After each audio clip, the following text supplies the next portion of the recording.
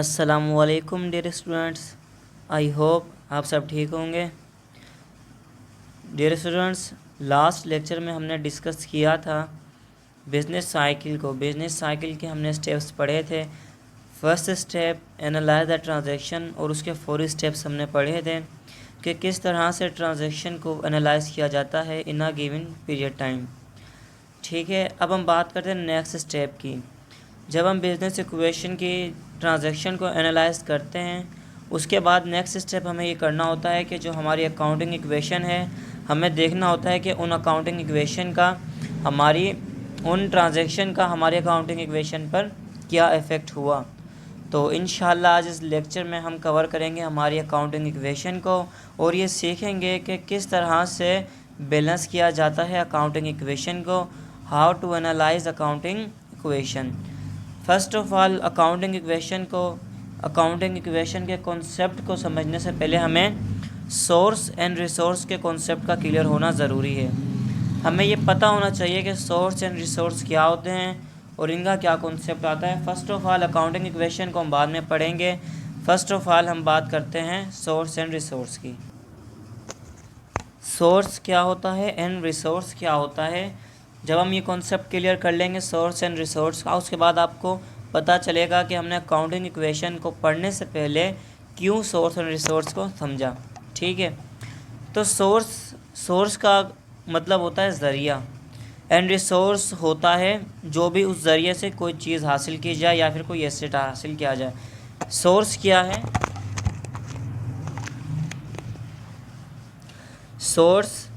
Source एक वे होता है, एक ज़रिया होता है किसी भी चीज़ को हासिल करने का। एग्जाम्पल मैं यहाँ पर बात करूँ सन की, ठीक है, और मैं बात करूँ एनर्जी की। तो सन क्या है? हमारा एक वे है या फिर एक सोर्स है। किस चीज़ का सोर्स है? एनर्जी को हासिल करने का। ठीक है, तो सोर्स क्या होता है? ज़रिया होता है, एक वे होता है, या फिर सोर्स का मतलब होता है way of obtaining any acid और अदर थिंग। सोर्स कोई भी वे होता है किसी एसिड को या फिर एसिड के अलावा कोई अदर थिंग जो भी हो उसे हासिल करने का एक वे होता है, एक ज़रिया होता है। और रिसोर्स क्या होता है? एसिड्स और other thing date obtain bye any source. Acid या फिर कोई दूसरी चीज़, अदर थिंग हम हासिल करें किसी सोर्स से, तो उस चीज़ को या फिर उस एसिड को हम नाम देते हैं कि वो हमारा रिसोर्स है। जिस तरह सन क्या है? हमारा जो एनर्जी देता है, तो हम कहेंगे सन हमारा वे है, सोर्स है किस चीज़ को? एनर्जी को हासिल करने का। तो एनर्जी यहाँ पर क्या होगा? रिसोर्स। सिंपली हम यूँ भी कह सकते हैं कि वो चीज़ जो किसी सोर्स के ज़रिए से हासिल की जाए उसे हम रिसोर्स कहते हैं, और वो रिसोर्स जिसे किसी सोर्स के ज़रिए से, किसी वे के ज़रिए से हासिल किया गया उसे हम सोर्स कहते हैं। तो रिसोर्स की डेफिनेशन क्या हो गई? सोर्स की डेफिनेशन हो गई वे ऑफ अचीविंग एनीथिंग और एनी एसिड। ठीक है, सोर्स क्या होता है? वे होता है किसी भी एसिड को या फिर अदर थिंग को हासिल करने का ज़रिया या फिर वे। और रिसोर्स क्या होता है? Resource is the aim that can be achieve by any source. और उस सोर्स से जो चीज़ या एसिड हासिल किया जा रहा है, उस एसिड को या अदर थिंग को हम नाम देंगे रिसोर्स का। ठीक है, अब हम इसके कुछ एग्जाम्पल लेते हैं। अब हम कुछ एग्जाम्पल लेकर सोर्स एंड रिसोर्स के कॉन्सेप्ट को मज़ीद फर्दर क्लियर करने की कोशिश करेंगे। मैंने आपको अब ये भी बताया कि सन क्या है? हमारे पास सोर्स है, सन हमारे पास वे है, ज़रिया है एनर्जी को हासिल करने का। तो एनर्जी क्या हो गई? रिसोर्स। ठीक है, इसी तरह हमारे पास इसी तरह से हमारे पास नॉलेज हमारे पास क्या है? रिसोर्स है। नॉलेज को हम हासिल करते हैं, और नॉलेज का हमारे पास एक सोर्स बुक भी होता है। मैं यहाँ पर उस कंडीशन की बात कर रहा हूँ जब हम किसी बुक से नॉलेज हासिल करें, तो बुक हमारे पास सोर्स हो जाएगी, यानी वे हो जाएगा, यानी हमारे पास ज़रिया हो जाएगा नॉलेज हासिल करने को, और नॉलेज हमारा क्या हो जाएगा? रिसोर्स। इसी तरह अगर हम पॉकेट मनी, कंडीशन है अगर हम अपने फादर से ले रहे हैं, ठीक है, मैं यहाँ पर इस कंडीशन की बात कर रहा हूँ जब कोई चिल्ड्रन या अपने जो है फादर से पॉकेट मनी ले रहा है, तो उस कंडीशन में फादर क्या हो जाएगा? उसका सोर्स हो जाएगा, यानी वे हो जाएगा। और किस चीज़ का वे होगा? पॉकेट मनी लेने का। तो पॉकेट मनी क्या हो जाएगी? रिसोर्स, क्योंकि ये सोर्स के ज़रिए से हासिल की जा रही है। ठीक है, और इस पूरे कॉन्सेप्ट की कंक्लूजिंग ये समरी हम कहें तो ये है कि सोर्स ऑलवेज भी इक्वल टू रिसोर्स। ये कॉन्सेप्ट हमारे लिए बहुत ही इम्पोर्टेंट होता है अकाउंटिंग इक्वेशन को समझने के लिए या फिर उसको बैलेंस करने के लिए।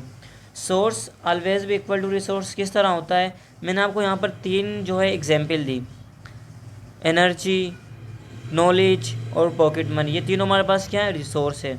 अब हमारे पास यहाँ पर कितने रिसोर्स हैं, 3 रिसोर्स हैं। तो यहाँ पर सोर्स भी कितने हुए, 1 2 3। तो हमारे पास सोर्स भी कितने हुए, 3 सोर्स। जाहिर सी बात है हम जो कोई चीज़ हासिल करते हैं किसी वे से ही हासिल करते हैं, ठीक है। तो अगर हम यहाँ पर सन जो है हमारी एनर्जी है, अगर हम एनर्जी को लेना छोड़ दें, एग्जाम्पल हम नहीं ले रहे, तो एक रिसोर्स गया तो फिर हमारा सोर्स भी जो है चला जाएगा, क्योंकि सन ही हमारा सोर्स था। इसी तरह हम अपने फादर से पॉकेट मनी लेना छोड़ दें तो हमारे रिसोर्स भी कम हो जाएगा और फादर भी जो हमारा सोर्स था वो भी कम हो जाएगा, ठीक है। तो सोर्स ऑलवेज भी इक्वल टू रिसोर्स होते हैं। जितने आपके पास सोर्स होते हैं उतने रिसोर्स हैं। यहाँ पर 3 सोर्स हैं तो यहाँ पर आपके पास क्या है, 3 रिसोर्स हो गए। अगर हम यहाँ पर एक और रिसोर्स ले लें, आप क्या ले रहे हैं, डेयरी प्रोडक्ट्स ले रहे हैं। डेयरी प्रोडक्ट्स क्या करती हैं आपको, ये सोर्स हैं, ठीक है। सोर्स बढ़ा तो आपको क्या मिलेगा, रिसोर्स भी मिलेगा। डेयरी प्रोडक्ट्स आपको हमेशा क्या करती है, कैल्शियम प्रोवाइड करती है, कैल्शियम आपको देती है, ठीक है। तो ये आपका हो जाएगा रिसोर्स। कहने का मतलब ये है कि इस पूरे समराइजेशन का मतलब ये है कि सोर्स ऑलवेज भी इक्वल टू रिसोर्स। आपके सोर्स हमेशा बराबर होते हैं आपके रिसोर्स के। And this concept is very important for understanding the accounting equation. Accounting equation को समझने के लिए ये कॉन्सेप्ट क्लियर होना आपका बहुत ज़रूरी है कि सोर्स ऑलवेज भी इक्वल किसके होते हैं, रिसोर्स के, ठीक है। इसी तरह increase in source, increase in resource, decrease in source, decrease in resource. जितने आपके जो हैं सोर्स कम होते रिसोर्स कम होते जाएंगे तो आपके सोर्स भी जो हैं वो कम होते जाएंगे, और जितने आपके सोर्स इंक्रीज़ होंगे आपके रिसोर्स भी इंक्रीज़ होते जाएंगे, ठीक है। तो एग्जाम्पल ये आपके पास 3 सोर्स थे, 3 रिसोर्स हैं। अब आप क्या कर रहे हैं, आप क्या ले रहे हैं, कैश ले रहे हैं अपने फ्रेंड से, ठीक है। तो कैश आपका क्या हो जाएगा, रिसोर्स हो जाएगा, एंड फ्रेंड क्या हो जाएगा आपका, सोर्स हो जाएगा, ठीक है। तो देखें सोर्स बढ़ा तो उसके साथ रिसोर्स भी बढ़ा।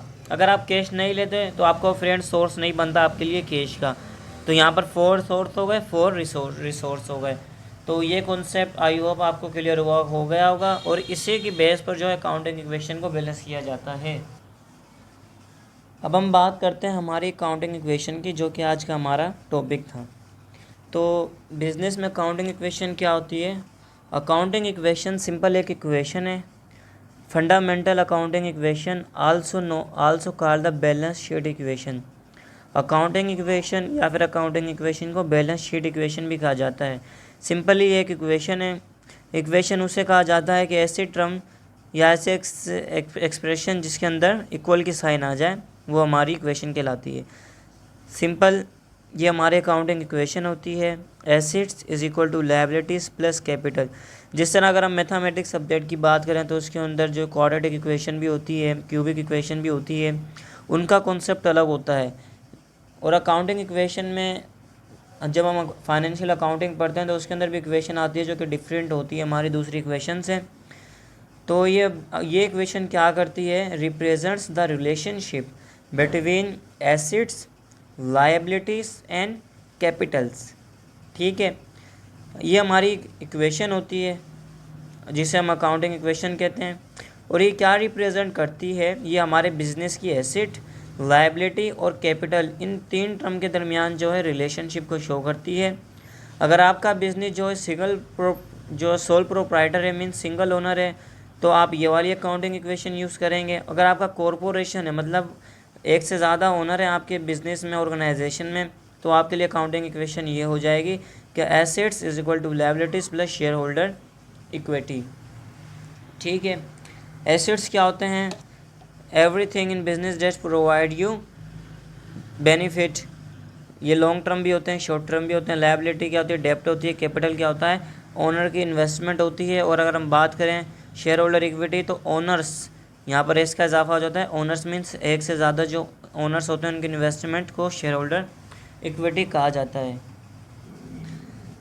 तो हमारी अकाउंटिंग इक्वेशन है assets is equal to liability plus capital.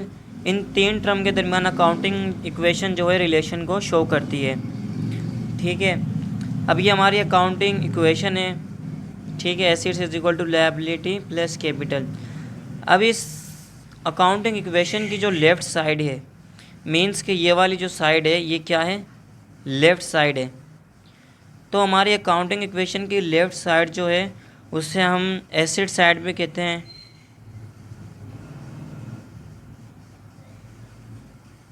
ठीक है, और ये क्या शो करती है, resource of business, show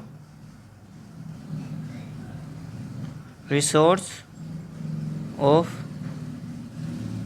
business. ठीक है, ये हम बाद में बात करते हैं किस तरह से शो करती है। और जो इस अकाउंटिंग इक्वेशन की राइट साइड है उससे हम, ये जो हमारी राइट साइड है अकाउंटिंग इक्वेशन की, जिसे हम इक्विटी साइड भी कहते हैं, ये क्या शो करती है, शो सोर्स ऑफ बिजनेस या फिर सोर्स ऑफ एसेट्स। ठीक है, आप इसको ऐसे भी लिख सकते हैं कि एसेट जो हमारे पास आ रहे हैं सोर्स, उनके रिसोर्स को जो है वो ये राइट साइड शो करती है। Means it means the left side of our accounting equation shows the source of business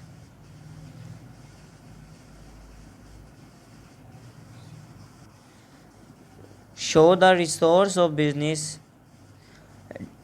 otherwise right side show the source of sources को शो करती है। मीन्स हमारी अकाउंटिंग इक्वेशन की जो लेफ़्ट साइड है asset, ये हमारे रिसोर्स होते हैं, और जो अदर जो हमारी साइड होती है राइट।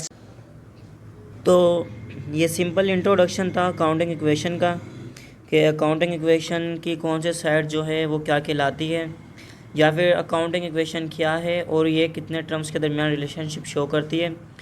अब नेक्स्ट जो हमारा इंपॉर्टेंट क्वेश्चन है कि how to balance accounting equation, how to balance accounting equation. तो ये बहुत ही इंपॉर्टेंट होता है कि ये कॉन्सेप्ट क्लियर करना कि अकाउंटिंग इक्वेशन को किस तरह बैलेंस किया जाता है। ये तो हमें क्लियर हो गया कि अकाउंटिंग इक्वेशन होती है assets is equal to liabilities plus capital. ठीक है, ये हमारी सिंगल ओनर के लिए अकाउंटिंग इक्वेशन होती है। और इस अकाउंटिंग इक्वेशन की जो लेफ़्ट साइड होती है वो रिसोर्स कहलाती है, एंड राइट साइड जो होती है वो सोर्स एंड रिसोर्स हम पढ़ चुके हैं।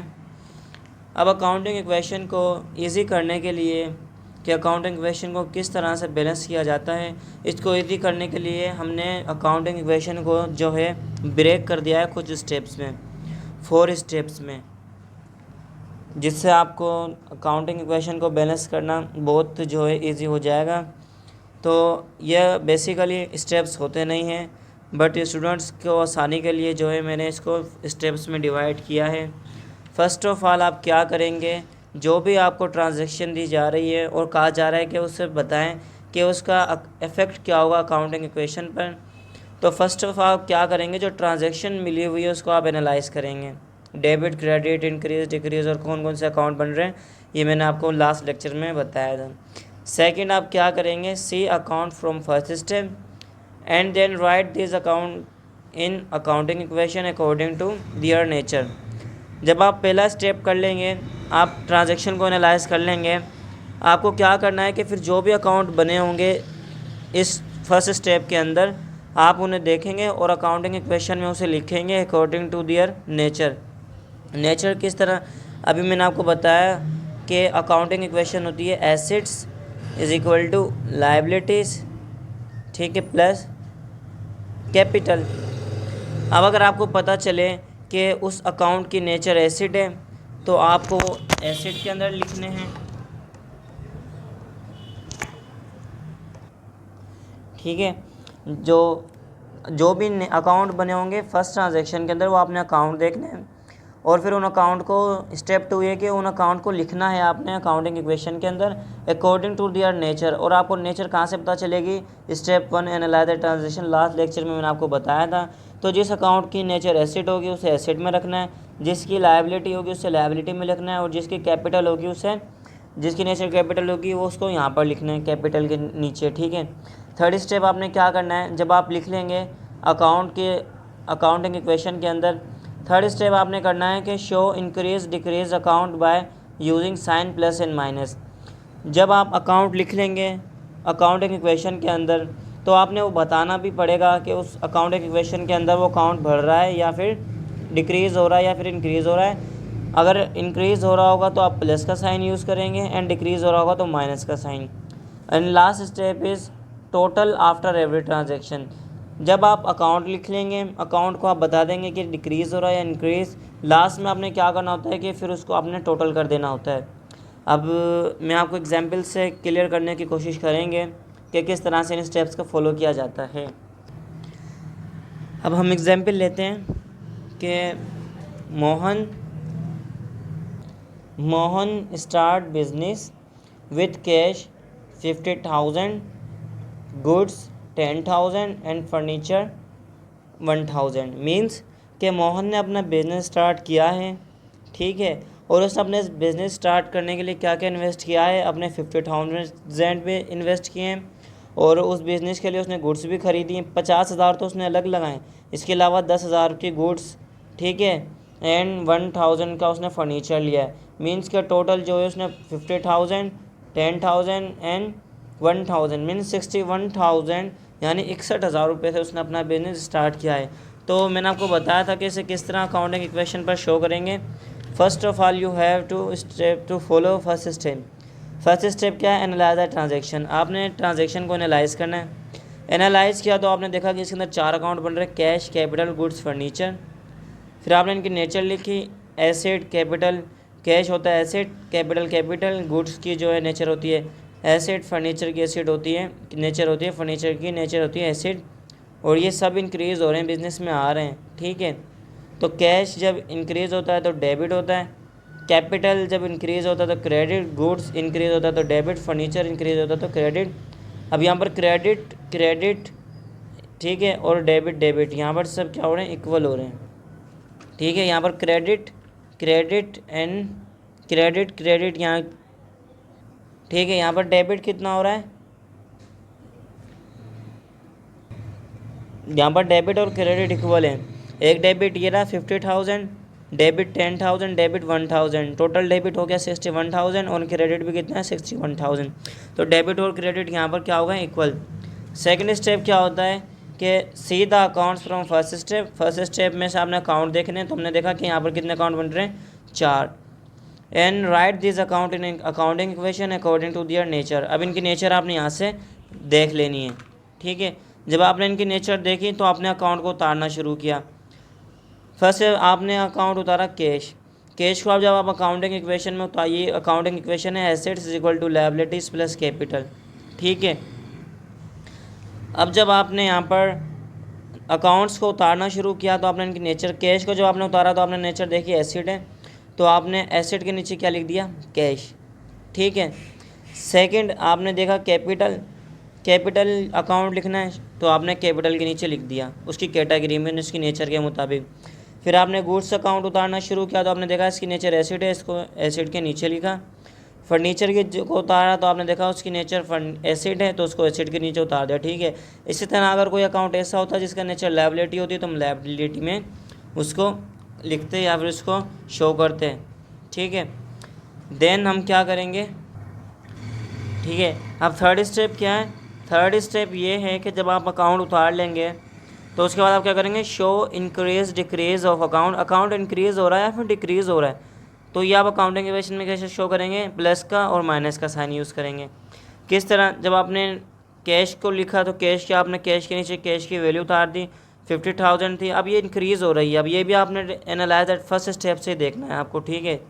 मीन के फर्स्ट स्टेप वेरी इंपॉर्टेंट है। अगर आप ये सही तरह उतार लेते हैं तो अकाउंटिंग इक्वेशन को बैलेंस करना कोई आपके लिए हार्ड नहीं है, आपने जस्ट कॉपी पेस्ट कर रहे हैं, ठीक है। 50,000 इंक्रीज़ हो रही है तो आपने 50,000 लिखा, प्लस का साइन लगा दिया। ठीक है। देन आपने क्या क्या, कैपिटल को जब आपने उतारा तो कैपिटल 61,000 था, ये भी बिजनेस में आ रहा है, इंक्रीज़ हो रहा है, तो आपने क्या कर दिया, इसकी जो है वैल्यू लिखी, कैपिटल की अमाउंट लिखा और आपने प्लस का साइन लगाकर ये शो कर दिया कि ये इंक्रीज़ हो रहा है। गुड्स आपकी क्या हो रही है, इंक्रीज़ हो रही है, ठीक है। तो आपने गुड्स के प्लस का साइन लगाया, वैल्यू कितनी थी 10,000, ठीक है। इसी तरह फर्नीचर था, फर्नीचर इंक्रीज़ हो रहा था, 10,000 प्लस का साइन लगा के 1,000 हमने लिख दिया, ठीक है। तो मीन्स आपका फर्स्ट स्टेप जो हमने लास्ट लेक्चर में डिक्रीज़ किया था, किस तरह से इंक्रीज़ कर देखते हैं हम 4 स्टेप फॉलो करते हैं, इस पर हम बात नहीं करेंगे, वो हमारा टॉपिक नहीं है, टॉपिक अकाउंटिंग इक्वेशन है। लेकिन आपका वो कॉन्सेप्ट क्लियर नहीं है तो आप अकाउंटिंग इक्वेशन को बैलेंस नहीं कर सकते, ठीक है। एंड लास्ट स्टेप आपका क्या है कि टोटल आफ्टर एवरी ट्रांजेक्शन। जब आपने तीन स्टेप फॉलो कर लिए, फर्स्ट अकाउंट उतार दिया नेचर को देखकर, फिर आपने प्लस और साइन भी शो कर दिया, अब आपने टोटल करना है। तो फर्स्ट ट्रांजेक्शन में जो ट्रांजेक्शन होती है वही उसका टोटल होता है, सिंपल। 50,000 कैश था तो टोटल 50 आया तो टोटल लिख दिया।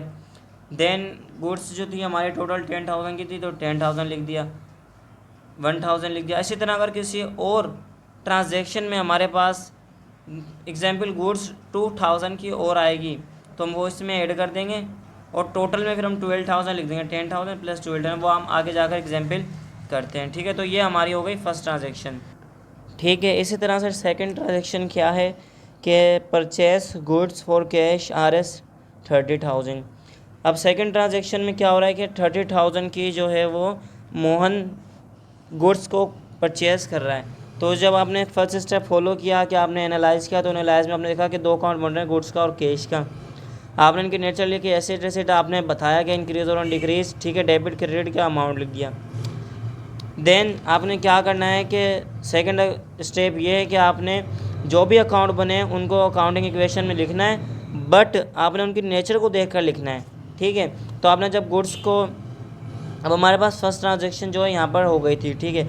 अब सेकंड ट्रांजेक्शन के लिए आप थोड़ा स्टेप देके उसके नीचे जो है ट्रांजेक्शन लिखें, या फिर आप नंबरिंग भी शो कर सकते हैं कि फर्स्ट ट्रांजेक्शन है और ये सेकंड ट्रांजेक्शन से, कोई प्रॉब्लम इसमें नहीं है, ठीक है। अब क्या करेंगे, अब आपने सेकंड ट्रांजेक्शन को जब लिखा तो अब आपने देखा कि कैश जो आपने पहले से आपका अकाउंट बना हुआ था, सिंपल, आपने दोबारा नहीं बनाना, तो आपने सिर्फ कैश की वैल्यू लिखनी है और बताना है कि वो इंक्रीज़ हो रहा है डिक्रीज़। अब कैश हमने देखा कि कैश जो है बिज़नेस से डिक्रीज़ हो रहा है, तो आपने, और कितना हो रहा है 30,000, तो आपने कैश की वैल्यू यहाँ पर लिखी और डिक्रीज़ हो रहा है तो मीन्स आपने माइनस का साइन लगा दिया, ठीक है। फिर सेकेंड अकाउंट बन रहा था गुड्स का, तो आपने गुड्स के नीचे गुड्स की लिखी कि गुड्स क्या हो रहा है इंक्रीज़, और 30,000 का मीन्स कि प्लस 30,000 हो रहे हैं, ठीक है। अब लास्ट स्टेप क्या होता है कि आपने क्या करना है, टोटल करना है। अब आपने टोटल किस तरह से करना है कि ये जो ऊपर वाली जो ट्रांजैक्शन थी उसका जो टोटल था उसमें से आपने ये प्लस और माइनस करने, किस तरह, पहले कैश था 50,000, बट अब यहाँ पर माइनस आ गया, तो आप 50,000 में से 30,000 को क्या कर देंगे माइनस, एंड जो भी अमाउंट आएगा उसको नीचे रख देंगे, ये टोटल हो जाएगा। तो इस तरह से हम टोटल करते हैं अकाउंटिंग इक्वेशन के अंदर, ठीक है। तो कोई भी जो हम अकाउंटिंग जो इसका जब हम टोटल करेंगे इस तरह से करेंगे कि जो लास्ट ट्रांजैक्शन होती है उसका जो टोटल होता है उसका टोटल ये था, और हमारी जो ट्रांजैक्शन की वैल्यू है उनको माइनस या प्लस करके साइन हमें बता देगा, प्लस होगा तो ऊपर वाले में प्लस करेंगे, माइनस होगा तो ऊपर वाले से माइनस करेंगे, और देन टोटल उसके नीचे लिख देंगे। तो यहाँ पर 50,000 कैश था टोटल में, और यहाँ पर अब क्या हो रहा है, हमारे बिजनेस से माइनस 30,000 जा रहा है, तो हमारे टोटल किया तो 50 में से 30 गए तो हमारे पास 20,000 यहाँ पर बच जाएंगे, तो ये उसका होगा कैश का टोटल। गुड्स का टोटल आप करेंगे, पहले आपके पास 10,000 की कैश पहले मौजूद थी टोटल में, अब आपने 30,000 की और ली, तो आप इस टोटल को, गुड्स को सेकंड ट्रांजैक्शन का ही प्लस हो रहा है तो इनको यहाँ पर क्या करेंगे, टोटल करेंगे 10,000 एंड 30,000, तो ये हो जाएगा 40,000। इसी तरह इससे आप सेम का सेम उतारेंगे क्योंकि इस ट्रांजैक्शन के अंदर इस अकाउंट का कोई जो है रिलेशन नहीं था तो आज ने छोड़ दिया, ठीक है। इस तरह आपके जो है, और यहाँ पर भी कैपिटल भी आपका डिक्रीज़ या इंक्रीज़ नहीं हुआ क्योंकि यहाँ पर कैश इंक्रीज़ और डिक्रीज़ हुआ है, कैपिटल आपका सेम रहेगा क्योंकि कैश और एसेट और ये फर्नीचर आपके जो हैं टोटल। अब हर स्टेप के अंदर एक और यहाँ पर पॉइंट है,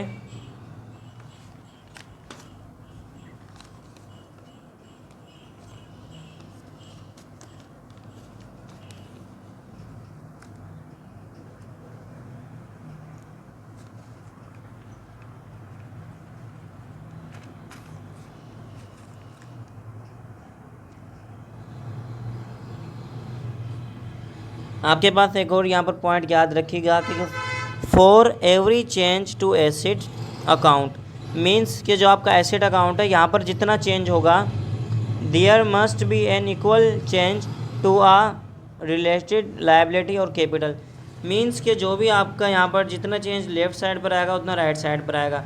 अब मैंने आपको शुरू में बताया था कि एसेट्स होते हैं रिसोर्स, ठीक है, एंड ये आपके होते हैं सोर्स, ठीक है। अब आप यहाँ पर जो है कैश आपके पास शुरू में आ रहा था तो वो आपका रिसोर्स था, और किस सोर्स से आप ले रहे थे, कैपिटल के ज़रिए से, क्योंकि ओनर इन्वेस्ट कर रहा था, वो कैपिटल था टोटल, ठीक है, इन्वेस्टमेंट वो कैपिटल कहते हैं। एंड उसमें से आपके पास कैश आ रहा है, गुड्स आपके पास आ रही थी, ठीक है, उसका सोर्स भी कैश था, और कैश का गुड्स की क्या थी आपके पास, और उसका सोर्स कैपिटल था। कैपिटल किस तरह, कैश से आ रही थी, और कैश किस में होता है, अकाउंट कैपिटल में, ठीक है। तो मीन्स के अकाउंटिंग इक्वेशन के अंदर लेफ्ट साइड और राइट साइड ऑलवेज भी equal will be equal, always भी इक्वल। लेफ्ट साइड और राइट साइड हमेशा इक्वल होती है। जिस तरह एनालाइजर ट्रांजैक्शन के अंदर debit and credit always equal होता है, इसी तरह यहाँ पर left side and right side equal होती है। अब आप जब टोटल करेंगे, आपने यहाँ पर ट्रांजैक्शन की थी, जब आपने टोटल किया लेफ्ट साइड का, तो ये 50,000 प्लस 10,000 प्लस 1,000 हो जाएगा 61,000। एंड राइट साइड पर देखें, यहाँ पर भी 60 मीन्स कि हम अकाउंटिंग इक्वेशन को सही बैलेंस कर रहे हैं। तो ये भी एक ट्रिक होती है कि हम अकाउंटिंग इक्वेशन को सही बैलेंस कर रहे हैं या नहीं। तो आप देख लें कि हर ट्रांजैक्शन के टोटल में लेफ्ट और साइड इक्वल है या नहीं। सेकंड ट्रांजैक्शन हमने की तो उसका टोटल क्या था, 20,000, 40,000, 60,000 एंड 1,000, 61,000। एंड राइट साइड पर भी क्या है, 61,000। तो इस तरह से हम जो भी ट्रांजैक्शन होती है, ये 4 स्टेप्स जो हैं बड़े इंपॉर्टेंट हैं, इन्हें फॉलो करके हम अकाउंटिंग इक्वेशन पर शो करते हैं। इसी तरह से ट्रांजैक्शन 3 है कि purchase goods on credit RS 20,000। पहले जो है गुड्स परचेज हो रही थी बट कैश पर, यहाँ पर हो रही है क्रेडिट पर, ठीक है। तो आपने एनालाइज किया, फर्स्ट स्टेप फॉलो किया, स्टेप आपने फॉलो किया तो आपके 2 अकाउंट बने, गुड्स और अकाउंट पेएबल, और दोनों इंक्रीज़ हो रहे हैं, एक डेबिट हो रहा है, क्रेडिट हो रहा है। आपने इन अकाउंट को इनकी नेचर के मुताबिक उतार दिया अकाउंटिंग इक्वेशन के अंदर। गुड्स का पहले अकाउंट बना हुआ था, तो आपने गुड्स की जो है इंक्रीज़ हो रहा है कितना, 20,000, तो गुड्स के अंदर आपने 20,000 जो है लिखे यहाँ पर, और इंक्रीज़ हो रहे हैं तो प्लस का साइन लगाया। देन अकाउंट पेएबल क्या है, लायबिलिटी है, हमने लास्ट लेक्चर में डिस्कस किया था डिटेल के अंदर। तो लायबिलिटी के अंदर आपने नेचर के अंदर लिख दिया, वो कितना हो रहा है आपका, लायबिलिटी भी इंक्रीज़ हो रही है 20,000, इंक्रीज़ हो रही है तो प्लस का साइन लगा के 20,000 आपने करना है, कर लेना है, ठीक है। अब आपने क्या करना है, टोटल करना है। टोटल किस तरह करते हैं, लास्ट ट्रांजैक्शन का जो टोटल है, मीन्स कि ये जो टोटल है इसको इंक्रीज़ और डिक्रीज़ प्लस या माइनस करेंगे इनकी साइन को देखकर, ठीक है। 20,000 है, ये सेम का सेम उतरेगा क्योंकि कैश ना आया है ना गया है, ठीक है। देन गुड्स आई है, मतलब प्लस हुई है, तो पहले हमारे पास टोटल कितनी थी, 40,000 की गुड्स थी। देन 20,000 की और आई, तो 40,000 प्लस 20,000 ये होगा 60,000, ये हमने टोटल कर दी लास्ट स्टेप को फॉलो करते हुए। यहाँ पर हमारा फर्नीचर ना आया ना गया, इससे सेम उतारा टोटल का टोटल। अब लायबिलिटी टोटल कितनी की, 20,000 की हमने लिख दी, ठीक है। एंड देन हमारा कैपिटल भी जो है सेम का सेम रहा, क्योंकि अगर, ठीक है। अब हम स्टेप को चेक करेंगे कि हमने अकाउंटिंग इक्वेशन को बैलेंस सही किया नहीं, तो हम लेफ्ट और साइड को इक्वल देख लेंगे। तो लेफ्ट साइड है 20,000, 60,000, ये हो गया 80,000 और 1,000 81,000। यहाँ पर आप देखें 61,000, 20,000, 81,000, तो मीन्स हमने ये प्रॉपरली परफेक्टली जो है हमने बैलेंस की है। अब हमारे पास यहाँ पर है ट्रांजैक्शन 4। ट्रांजैक्शन 4 में वो क्या कह रहा है कि सोल्ड गुड्स जो है, मोहन ने जो है गुड्स बेची है बिजनेस से, और बेची कितने में, 12,000 में, जबकि उसकी कॉस्ट आई थी 10,000, मतलब 10,000 में उसने ख़रीदी थी और 12,000 में उसने किसी कस्टमर को सेल कर दी, ठीक है। तो ये अकाउंट हमने फर्स्ट स्टेप फॉलो किया, अकाउंट बनाया, उनकी नेचर लिखा, इंक्रीज़ और डिक्रीज़, डेबिट क्रेडिट हमने लिख दिया। फर्स्ट ऑफ ऑल ये बात हमेशा याद रखेंगे, जब भी गुड्स या फिर कोई चीज़ बिजनेस सेल होती है तो हमेशा 4 अकाउंट बनते हैं। पहला कि कैश कितना रहा, दूसरा सेल कितनी हो रही है, जितना कैश होता है उतनी सेल होती है। देन आपका जितना खर्चा था उतना आपने लिखना है, और आपके बिजनेस से गुड्स कितनी कम हो रही है तो वो भी आपने लिखना है, कॉस्ट प्राइस में लिखना है, ठीक है। तो हमने यहाँ पर ये लिख दिया। अब आपने क्या करना है, अकाउंटिंग इक्वेशन पर इसे शो करना है। तो फर्स्ट स्टेप आपने फॉलो किया, एनालाइज कर लिया। सेकंड आपने अकाउंट लिखने नेचर देखकर, तो कैश का हमारे पास पहले अकाउंट बना हुआ था, 4 ट्रांजेक्शन ये रही, यहाँ पर क्या हो रहा है कि कैश इंक्रीज़ हो रहा है 12,000, तो हमने 12,000 लिखा वो प्लस का साइन लगाकर। देन हमारे पास सेल क्या हो रही है, सेल हो रही है हमारे पास 12,000 की, हमने यहाँ पर लिखा 12,000, ठीक है। And sale and cost of goods sold, ये दो अकाउंट को हम जो है कैपिटल के अंदर लिखेंगे, ठीक है, क्योंकि ये सेल क्या करता है, इंक्रीज़ करता है कैपिटल को, और cost of goods sale expense है, ये डिक्रीज़ करता है, ठीक है। तो आपने क्या किया कि 10,000 की आपने जो है गुड्स परचेज़ की थी, ठीक है, मीन्स के पहले आपके बिजनेस में 10,000 गए थे, पहले ख़रीदी उसके बाद ही तो सेल की, और सेल कितने में की 12,000 में। तो सेल का मतलब जो आपको बच रहा है कितना है, तो ये आपको यहाँ पर बचेंगे 2,000, और ये बिज़नेस में आ रहे हैं, ठीक है। तो आपने पहले कॉस्ट ऑफ गुड्स से लिख लेना है माइनस, यानी आपने पहले ख़रीदी थी फिर बेची 12,000 में, तो टोटल माइनस 10,000 प्लस 12,000, ये आपका प्लस का 2,000 आ जाएगा, मीन्स कि अब आपके बिज़नेस में 2,000 बच रहे हैं, आ रहे हैं, ठीक है। अब आपने ये लिख लेना है। एंड देन गुड्स आपके बिजनेस से जो है डिक्रीज़ हो रही है 10,000, यानी माइनस का 10,000 आपने लिख लेना है। अब टोटल किस तरह करेंगे, लास्ट वाले ट्रांजैक्शन का टोटल को प्लस या माइनस करना है साइन देखकर। टोटल कितना था, कैश 20,000, और कैश आ रहा है बिजनेस में हमने बेची है, तो प्लस 20,000 प्लस 12,000 ये हो जाएगा 32,000। इसी तरह आपके बिजनेस से गुड्स जो जा रही हैं माइनस 10,000 की, तो 60,000 माइनस 10,000 हो जाएगा 50,000।